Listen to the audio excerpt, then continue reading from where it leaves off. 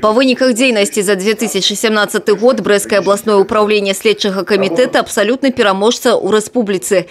Прычым перамога упэўненая, адзначае кіраўнік рэспубліканскага дзяржаўнага органа Иван Наскевич.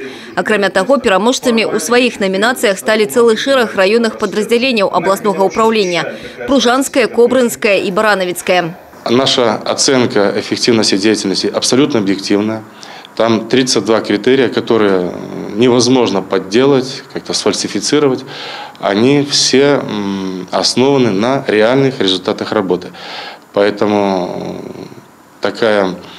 такие занятые места они абсолютно объективны. Я поздравляю следователей Брещины с такими показателями в работе.